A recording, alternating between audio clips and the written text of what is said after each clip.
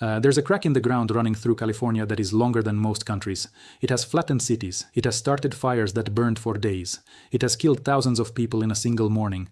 And for the last few years, this same kraken has been keeping a secret so quiet that no person on Earth could see it. Even the smartest scientists staring right at the numbers. That crack is called the San Andreas Fault. You have probably heard the name. It is the reason people in California talk about the big one, the giant earthquake that everyone knows is coming someday. But the story I want to tell you today is not the story you have heard before.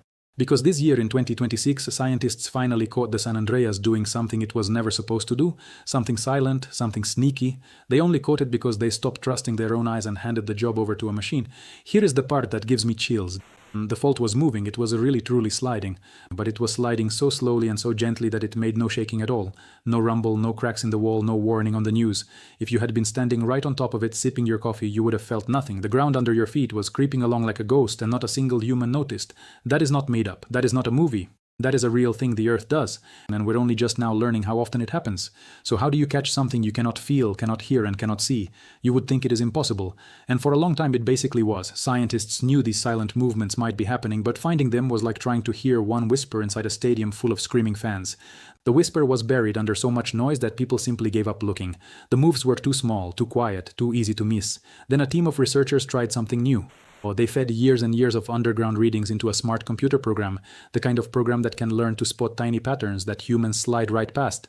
And the machine started finding things, silent slip after silent slip after silent slip, little quiet movements of the fault that had been hiding in the data the whole time, sitting there in plain sight waiting for someone clever enough to notice. By the time it was done, the machine had found dozens of these hidden moves that no person had ever spotted. And that alone would be a cool story, but it is not the scary part. The scary part is what these silent slips seem to do next. Because when the fault slides quietly like this, something else follows close behind. And that something is what has scientists leaning in a lot closer these days. I am going to walk you through this whole thing step by step in plain and simple words. No confusing science talk. I promise you are going to learn what a silent earthquake really is, why nobody could see them before, how a machine finally caught them red-handed, and what it might mean for the giant quake that California has been waiting on for over 100 years. By the end, you will understand this better than most people ever will. And you will honestly never look at solid ground the same way again. But first, do me one quick favor. If you like the sound of this, tap that like button and hit subscribe. And I want to give you a real reason, not just the usual. Please subscribe thing. Here's the deal. When something strange happens in the ground, the internet fills up with scary, fake, over-the-top videos within hours. Half of them are flat out wrong. I actually read the real science, the real studies, the boring official reports, and then I break it all down for you in normal words the moment it happens. So if you subscribe, the next time the Earth does something weird, you will hear the true version here. First, before the panic and the nonsense take over, that is a promise. Okay, deal done. Let us keep going. Because to understand why a silent, invisible slip is such a big deal, you first have to understand the monster it is happening on. And trust me, this thing is a lot bigger and a lot stranger than most people realize. Section 2, the monster that never sleeps. Let us start with what the San Andreas Fault actually is. Because once you really get it, everything else clicks into place.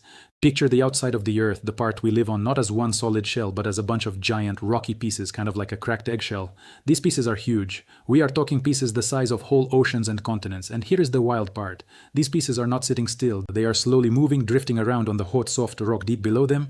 They crawl in different directions, and where two of them meet, you get a crack. The San Andreas Fault is one of those cracks. And it is a monster. It runs about 750 miles through California.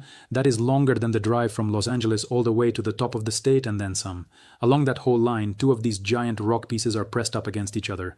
One is called the Pacific Plate, and it holds most of California's coast and the ocean floor. The other is the North American Plate, which holds most of the rest of the country. These two are not smashing head-on, and they are not pulling apart. They are grinding sideways past each other like two cars scraping down the side of each other in slow motion forever. Now, how fast do they move? This is the part that surprises everyone. They slide past each other at about 2 in a year. 2 inches, that is it. That is roughly the same speed your fingernails grow. So slow that you would never ever notice it in your daily life. It sounds harmless. But here is where the trap is hidden. That 2 in a year never stops. It goes and goes and goes year after year. No breaks, no days off. And a lot of the time the two rock pieces do not actually slide smoothly. They get stuck. They lock together like two rough bricks that catch on each other and refuse to move. But the deep earth behind them keeps pushing anyway. So the pressure builds and builds and builds. Think about bending a wooden ruler with your hands. You push the ends toward each other and the ruler curves. It bends a little, then a little more, then a little more. For a while it just holds all that pressure, looking calm, giving you no clue. But you know what is coming. At some point it cannot take it anymore, and it snaps hard and fast, and the two halves fly apart. That snap is an earthquake. All the pressure that took years and years to build up gets let go in just a few violent seconds. And here is the math that should stop you in your tracks. 2 in a year does not sound like much, but when a stretch of this fault stays locked and stuck for 100 years, that 2 in keeps adding up the whole time quietly in the background. 100 years of it comes out to more than 16 feet of movement that the ground is dying to make but has not been allowed to. 16 feet all bottled up, all over, all waiting for its turn. It is like slowly winding up a toy, tighter and tighter and tighter, and then holding the spring down with your thumb. Everything looks perfectly still and calm, but the second your thumb slips, all of that wound up power comes flying out at once. The locked fault is that wound up toy, and nobody knows the exact moment its thumb is going to slip, and in those few seconds the ground can jump, not a little wiggle. In a truly big one, the land on one side of the fault can lurch sideways by 10 feet or more all at once. Imagine your whole street suddenly shifting sideways farther than you are tall, in less time than it takes to sneeze. That is the power we are talking about. That is why this fault is one of the most feared things in North America. And it is not a maybe. It has done it before more than once, and the history is brutal. Go back to the year 1906. Early one morning, the northern part of the San Andreas snapped, and it snapped along a stretch nearly 300 meters long. The city of San Francisco got hit so hard that buildings crumbled in seconds. But the shaking was only the beginning. The quake broke gas lines and knocked over stoves, and fires started all over the city. With the water pipes shattered, firefighters could barely fight back. The fires burned for days and ate up huge parts of the city. By the end, around 3,000 people were dead. And more than half the people in San Francisco had no home to go back to one morning. That was all it took. Then there is the year 1857 down in the southern part of the fault. That one tore through nearly 200 miles of ground near what is now the Los Angeles area. It was so powerful that it left a scar across the land. You can still see today from way up in the sky. Rivers were bent. The ground was shoved sideways by many feet. Back then, not many people lived there, so fewer were hurt. But if that exact same quake happened today in the middle of millions of homes and freeways and skyscrapers, it would be one of the worst disasters the country has ever seen. And do not think this is all just old, dusty history from before anyone you know was born. Jump ahead to the year 1989. It was game time for the World Series, one of the biggest baseball nights of the year, and cameras were rolling live, beaming the game into homes all across the country. Then, right in the middle of it, the San Andreas moved. The picture on millions of TVs shook and went fuzzy. In a matter of seconds, a double-decker freeway in the Bay Area punk, the top level crashing straight down onto the cars below. A piece of a huge bridge broke loose and dropped. 63 people lost their lives, and a whole country watched it start to happen live on their own screens. That was not the big one. That was not even close to the big one. That was the fault clearing its throat. And it gets more tense than that. That southern stretch of the fault, the one that ripped open in 1857, has been quiet ever since. Totally locked. It has not had a big release in over 165 years. Now, you might hear that and think, great, quiet is good, right? Nope, it is the opposite. Remember the bending ruler. The longer it stays locked and quiet, the more pressure it is stacking up behind the scenes. A fault does not forgive the pressure it is owed. It saves it. And that southern piece has been saving for a very, very long time. This is exactly why scientists talk about the big one. It is not a myth or a spooky campfire tale. When you add up all the numbers, experts figure there's roughly a 3 in 4 chance that a strong damaging quake will hit somewhere along California's faults in the next 30 years. And the San Andreas is near the top of the list of the ones most ready to go. Some studies have imagined what a giant southern quake could do today, and the picture is grim. Something like 1,800 people killed, tens of thousands hurt, and damage counted in the hundreds of billions of dollars. A lot of it from fires breaking out afterward, just like in 1906. So now you understand the monster. The 750 miles crack, 2 rock giants grinding past each other, pressure piling up in the locked parts, and a track record of turning normal mornings into nightmares. For a long time, this was the whole story. The faults get stuck, pressure builds, and then boom, a big quake lets it all out in a few seconds. Push, hold, snap. That was the rulebook everyone thought the San Andreas played by. Except the rulebook was missing a page because it turns out the fault has a whole other way of moving. A way that breaks every rule I just told you. And that quiet secret way of moving is exactly what our machine went hunting for. Section 3, the slips nobody could see. Okay, so here's the idea that flips everything you just learned on its head. We said faults get stuck, hold all that pressure, and then let it out in one violent snap. That is one way. But scientists slowly realized there is another way a fault can move, and it is the total opposite of a snap. Instead of releasing all its pressure in a few scary seconds, the fault can let a little bit go super slowly over hours or even days. So gently that it never shakes at all. No jolt, no rumble, no sound. This has a name. Scientists call it a silent earthquake or a slow slip, and when you first hear about it, it sounds almost impossible. An earthquake with no shaking, that is like saying a thunderstorm with no thunder. But it is real, and once you understand it, it makes perfect sense. Let me give you a picture you will never forget. Think about pushing a heavy couch across a wooden floor. If you shove it all at once, it goes screech. It jerks forward and it makes that loud, sudden scraping sound. That jerk and that screech, that is a normal earthquake. Now imagine instead you lean into that couch really, really gently and push with steady, soft pressure. Instead of jerking, the couch just slides slow and smooth and almost quiet. Same couch, same distance moved. But one way is loud and scary, and the other way you could sleep right through. That slow, smooth push is a silent earthquake, or here's another way to see it. Think about a door with a squeaky hinge. If you swing it open fast, it goes Kriya loud and sharp, but if you open that same door slowly enough, inch by inch, taking a full minute to do it, it barely makes a sound at all. The door still moves the exact same amount, it just does it so slowly that the noise never gets a chance to build up. The San Andreas can open like that slow door, it moves, it really does, but it does it so gently that all the shaking simply never happens. Now you might be thinking, if the fault can just let go of its pressure quietly like this, isn't that a good thing? Wouldn't that keep the big scary quakes from ever happening? And that is a great question. Hold on to it because the answer is one of the biggest twists in this whole story and we are getting there soon. But first, the obvious problem. If these silent slips make no shaking and no sound, then how in the world do you even find one? A regular earthquake is easy to spot. It shakes the ground, and scientists have machines all over the place that catch shaking like a doctor's tool that picks up a heartbeat. Those machines light up the second the ground trembles, but a silent slip does not tremble. It sneaks. So the normal machines are basically blind to it. They just sit there quietly while the fault slides right past them and they never say a word. To catch the silent stuff, scientists needed a completely different kind of tool, and what they came up with is honestly amazing. They drilled deep holes into the ground way down far below the surface, and they dropped in special sensors. These sensors do not listen for shaking, instead they feel for squeeze and stretch.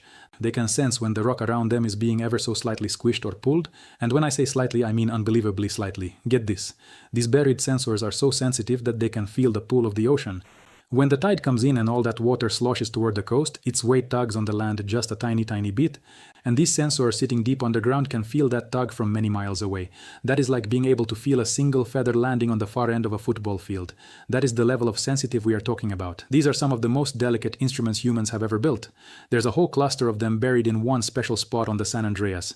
Stop and think about how bananas that really is. We built machines that can feel the ground being squeezed or stretched by an amount thinner than a single hair, far thinner, amount so small that your body could never notice them in a million years. And we buried these machines deep in the dirt on purpose so they would be shielded from all the noise up on the surface, all the cars and footsteps and wind. Why go to all that trouble? Because the whole point was to catch the fault doing things too gentle for anything else to notice. The scientists knew, or at least strongly suspected, that the ground was making tiny secret moves. They just needed tools delicate enough to feel a whisper, so they built them and they sank them into the earth and then they waited. That spot has a name and you should know it because it is the star of our story. It is a tiny sleepy little place in the middle of California called Parkfield. Barely anyone lives there. It is mostly quiet ranch land, rolling hills and cows, but under the ground, Parkfield is the most closely watched stretch of fault on the entire planet. Scientists have been staring at it for decades. They packed it with sensors, wired it up every way they could think of, and turned it into a kind of outdoor laboratory. Their whole plan was simple. Watch this one spot super closely, learn how the fault behaves here, and use those lessons to understand the scarier locked parts of the fault to the north and south. And Parkfield is special for another reason. Unlike the locked parts that stay stuck for 100 years, the piece of fault under Parkfield is a creeper. That means it moves fairly often in small gentle amounts instead of saving everything up for one giant snap, so it is the perfect place to study slow, quiet movement. If silent slips were happening anywhere, they would be happening here, right under all these amazing sensors. Here is a simple way to picture the difference. Think of the whole 750-mile fault like a giant zipper. On some parts of the zipper, the teeth glide along nice and smooth, opening a little at a time, no drama. Those are the creeping parts, like Parkfield, always shuffling along in small moves. But on other parts of the zipper, the teeth are jammed, stuck tight. Nothing moves at all, no matter how hard you pull. Those jammed parts are the locked sections, the dangerous ones, the ones quietly stacking up all that pressure until they let go in one giant rip. Same zipper, very different behavior depending on where you look. And scientists figured that if they could really understand the smooth, chatty, creeping part at Parkfield, they might finally learn the secrets of the jammed, silent, deadly parts right next door. Parkfield was their window in. That is why so much brain power and so much money got poured into this one tiny town. It was never really about Parkfield itself. It was about using Parkfield to crack the code of the whole monster.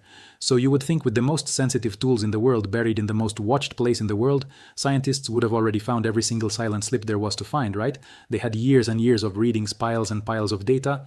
All the numbers were sitting right there. But here is the frustrating truth. Having the data is not the same as understanding it. The readings from those buried sensors are messy, really messy. They're full of all kinds of little wiggles and bumps and noise from 100 different things.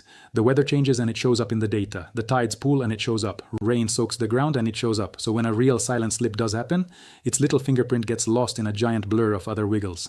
A human scientist can stare at those charts for hours and only catch the biggest, most obvious ones. The small ones, the sneaky ones, slip right past, hidden in the mess. For years, that is exactly where things stood. Scientists were sure silent slips were happening. They just could not dig most of them out of the noise. The whispers were down there. Nobody could hear them. And that right there is the exact moment a machine walked into the story and changed everything. Section 4, the machine that caught it. Here is where it all comes together, and honestly, this is my favorite part. A team of scientists had a bold idea. They thought if human eyes cannot pull these silent slips out of the messy data, maybe a machine can. Not a normal computer that just does math. A special kind of smart program, the kind that can learn. You feed it tons and tons of examples, and over time it teaches itself to recognize patterns, even faint ones buried deep in the noise. It is a bit like how you can pick your best friend's voice out of a loud, crowded room. You are not even trying. Your brain just knows the pattern. They wanted to build something that could do that, but for the tiny footprints of a silent earthquake. So they took years of readings from those buried sensors at Parkfield, going all the way back to older records, and they turned the machine loose on all of it. They basically said, here's a mountain of messy data, go find every quiet little slip hiding inside it, find the whispers we have been missing, and the machine went to work. It combed through the wiggles, it ignored the tides, it ignored the weather bumps, it hunted for that one special shape, the slow, smooth, gentle rise and fall that only a silent slip makes. And one by one it started pulling them out of the noise. Little quiet moves the fault had made sitting hidden in the numbers for years that no human had ever seen. Picture handing someone a piece of paper that is completely covered in messy scribbled pen marks top to bottom, edge to edge. Now imagine telling them there is one faint pencil line hiding somewhere under all those scribbles and asking them to trace exactly where it goes. For a person, that is almost hopeless. Your eyes just get lost in the mess, but the machine could do it. It could look past every scribble, find that one faint line, and follow it perfectly. And then it could turn the page and do it again and again and again. That is basically what it was doing with years of fault data, and it never got tired, never got bored, and never missed the faint lines that people kept sliding right past. By the time it finished, the count was jaw-dropping. The machine found dozens of these silent slips, around 90 of them quiet little movements of the San Andreas at Parkfield. And here is the kicker. A big chunk of those had been completely missed before. More than 20 of them had been sitting right there in data that scientists had already looked at by hand carefully for years. 20 plus silent earthquakes hiding in plain sight, and no human ever caught them. The machine spotted them like they were glowing. And think about what that number is really telling us. If the fault was slipping silently this often at the one place we watch more closely than anywhere else on the whole planet, then these quiet moves are not some rare once-in-a-blue-moon thing. They are common. They are part of the fault's everyday life, going on quietly in the background far more than anyone believed, and we had no clue. It is a little like finding out that the super quiet neighbor next door has been throwing a party every single week for years, and you never once heard it through the wall. The action was always there. We just did not have ears good enough to catch it. Now, a discovery like that always brings a worry. What if the machine is wrong? What if it is just seeing shapes that are not really there? Like when you stare at clouds and swear you see a face? Good scientists never just trust a machine and call it a day, so they did a check.